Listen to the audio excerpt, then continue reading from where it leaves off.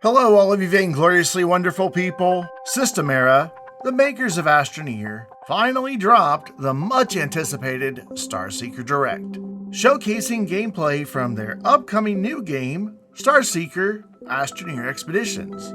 I know a lot of people have been eagerly awaiting more details about this game, so let's run through a quick recap to see if we've learned anything new. Things kicked off with yet another look at the original Starseeker trailer that we first saw back in April. Then we heard briefly from Adam, Systemera's creative director, with a quick, high-level summary of the game.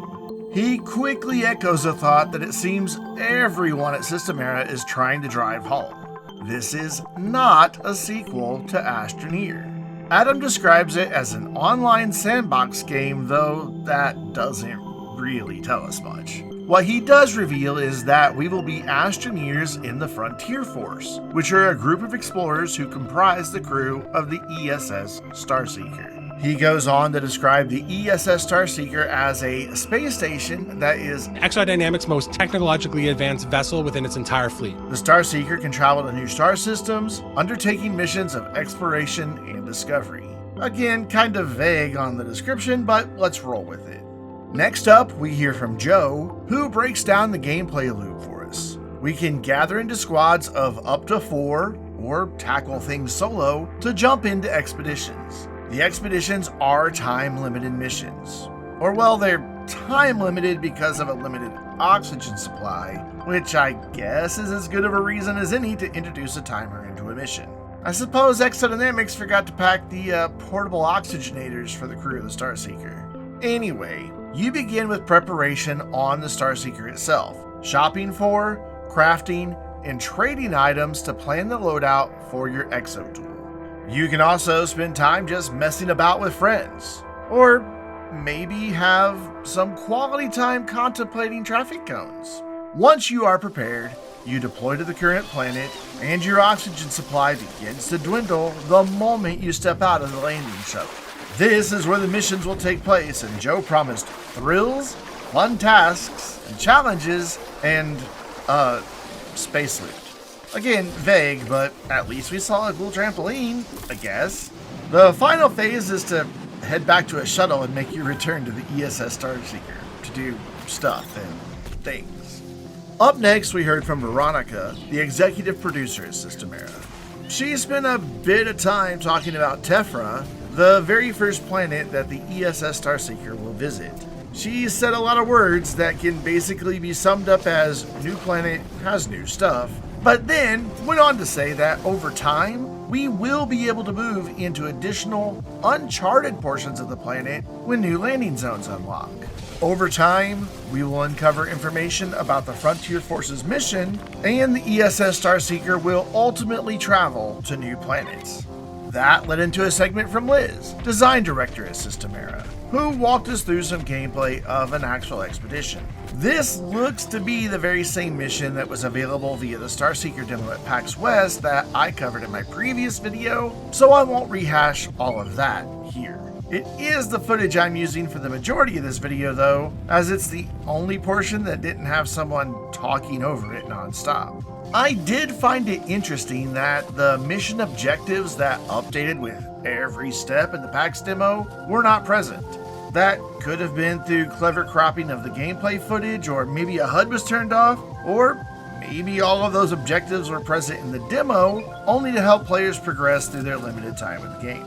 The Starseeker news wrapped up with more from Adam talking about some of his inspiration for the game.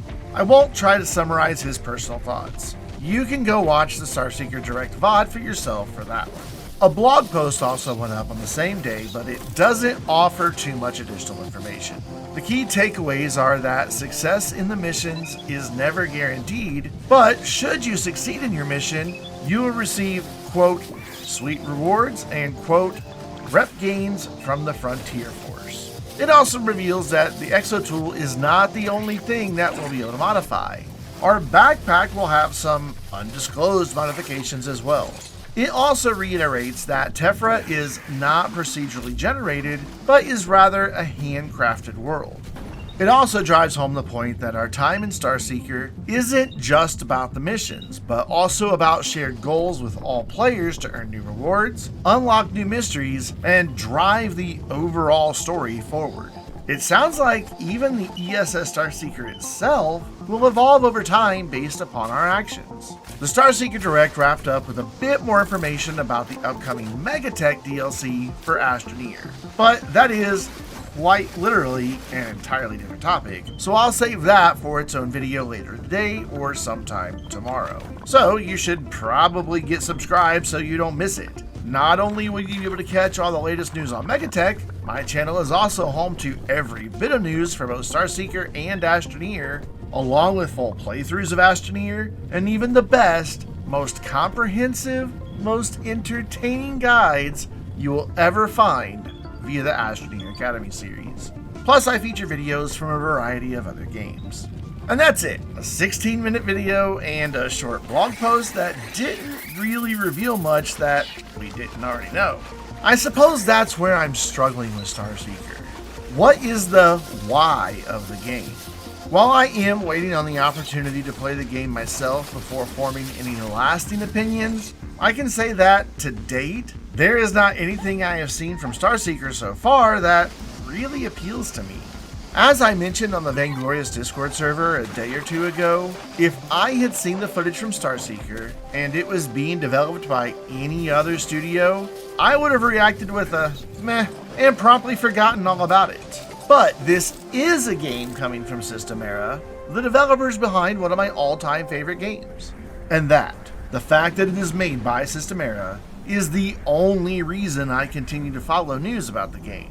I keep hoping for some snippet of information that makes me think this is a game for me, but I haven't found it yet. But that is just my opinion, and if you think differently, that's perfectly okay. Not every game is going to appeal to every gamer, and I am grateful there are studios out there doing new things, while others are leaning into their strengths to give us all something we enjoy playing. And even if Starseeker winds up not being something I drop thousands of hours into, I will still be Systemera's loudest cheerleader, rooting for their success and eagerly anticipating what they have coming next.